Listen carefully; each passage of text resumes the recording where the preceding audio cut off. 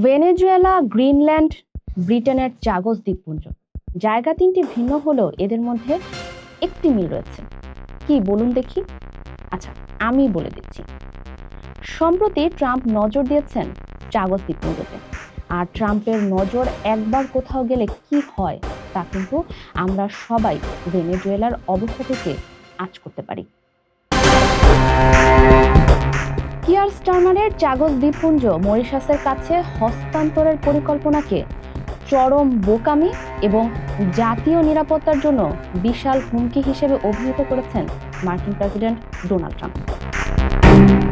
Trump এই দ্বীপ হস্তান্তরকে Greenland অধিগ্রহণের দাবির সঙ্গে যুক্ত করেছেন। এদিকে মাত্র একদিন আগেই কিয়ার স্টারমার ট্রাম্পের সঙ্গে তার গভীর সম্পর্কের সাফাই দিয়েছিলেন, অথচ ট্রাম্প সেই সম্পর্ককে তুড়ি মেরে উড়িয়ে দিলেন।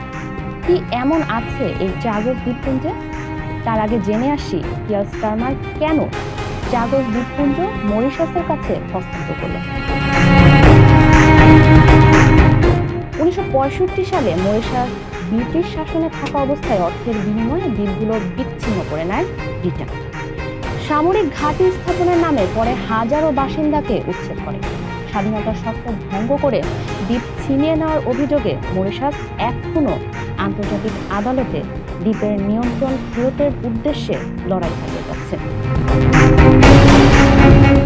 তবে গত বছরের সমঝোতায় চাগস দ্বীপপুঞ্জের সার্বভৌমত্ব মরিশাসকে দেওয়ার বিষয়ে রাজি হয় যুক্তরাজ্য। তবে দিয়েগো গার্সিয়ার গুরুত্বপূর্ণ যৌথ সামরিক ঘাঁটির নিয়ন্ত্রণ 99 বছর ব্রিটেনের হাতে থাকবে।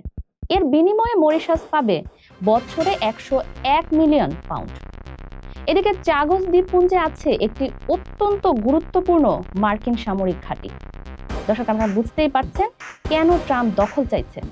যুক্তরাষ্ট্রের নিরাপত্তার স্বার্থের কথা বিবেচনায় এনে তিনি চাগস দ্বীপপুঞ্জের হস্তান্তর চাইছেন না। তবে বিস্ময়কর দিক হলো, চাগস দ্বীপপুঞ্জ হস্তান্তর চুক্তি করার সময়, অর্থাৎ চুক্তিটি ঘোষণা করার সময় ওভাল অফিসে ট্রাম্প নিজেই 99 বছরের লিজে সমর্থন ব্যক্ত করেন। কিন্তু এখন ট্রাম্পের সেই অবস্থান থেকে হঠাৎ সরে আসা দুই দেশের পররাষ্ট্র নীতিকে কিন্তু ফেলছে দোটানা।